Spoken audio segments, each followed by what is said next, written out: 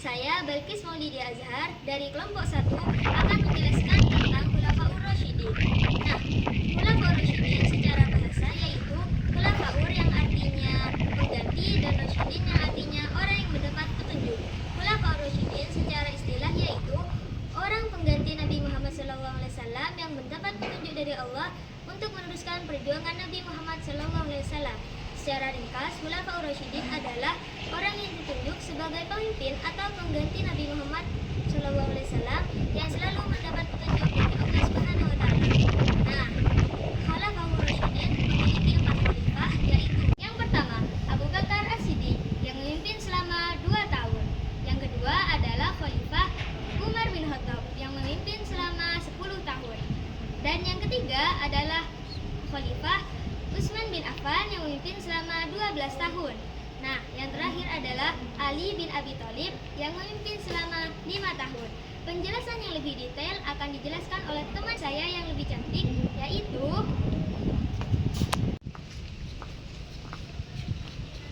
saya, Amanda Vivian. Di sini saya akan menjelaskan tentang Khulafa Abu Bakar. Awal mulai terjadi mengapa Abu Bakar menjadi khalifah yaitu karena meninggalnya Rasulullah SAW. Awal mulanya penduduk Mekah bingung ini memilih siapa, karena di mana saat itu ada kaum muhajirin yang mengusulkan Umar, tapi Umar tidak mau. Akhirnya Umar digantikan oleh Abu Bakar. Sedangkan kaum Ansor memilih Sa'ad bin Ubadah.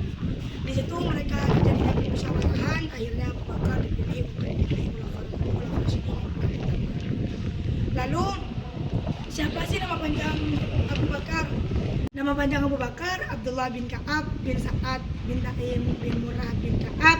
Saat pemimpinan Abu Bakar ialah 2 tahun, yaitu pada 11 sampai 13 Hijriah atau 632 hingga 634 Masehi. Ia meninggal pada umur ke-63, yaitu pada hari Senin tanggal 23 Agustus tahun 634 Masehi. Sebelum ia meninggal, ia mewasiatkan untuk Umar bin Khattab menjadi khalifah selanjutnya. Untuk Khulafa Ali bin Abi Thalib akan dijelaskan oleh teman saya.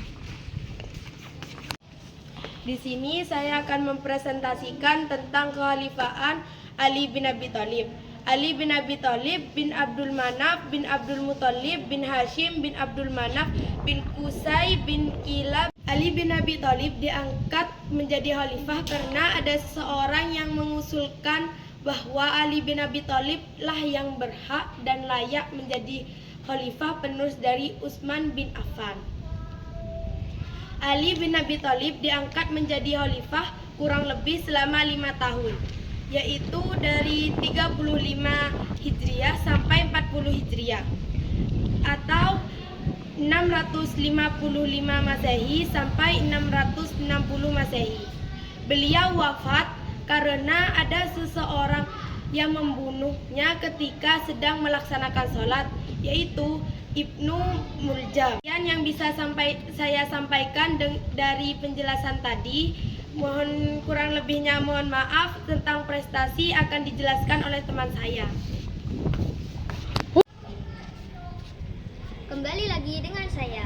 Saya akan menjelaskan tentang prestasi khulafah, yaitu Khulafah Abu Bakar As-Siddiq dan Khulafah Ali bin Abi Thalib.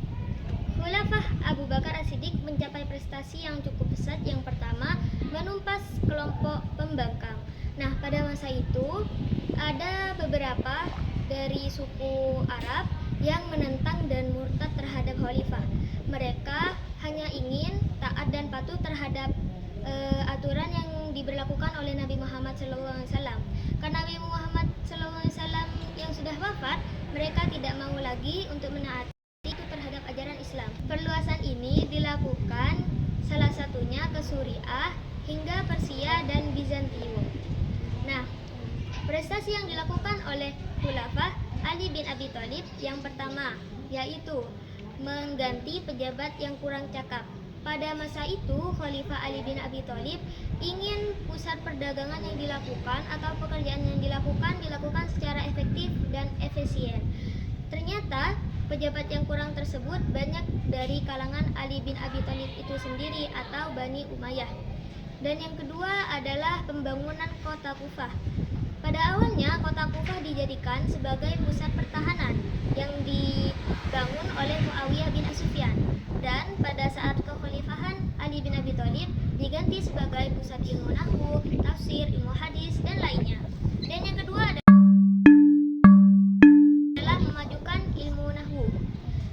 Nah, Abu Bakar As-Siddiq pun menjalani perdamaian. Ada beberapa orang yang memilih damai dan ada beberapa orang lagi yang ingin memilih perang.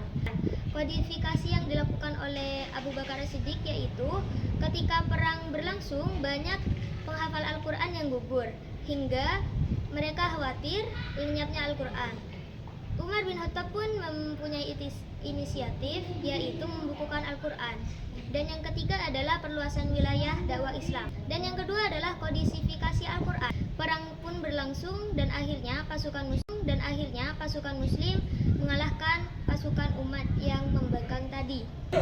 Pada masa dulu, huruf hijaiyah belum lengkap harokatnya seperti dhammah, kasroh, fathah, dan syaddah.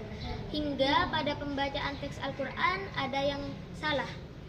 Begitulah prestasi-prestasi yang telah dilakukan oleh Abu Bakar dan Ali bin Abi Thalib. Terima kasih telah menonton. Wassalamualaikum warahmatullahi wabarakatuh.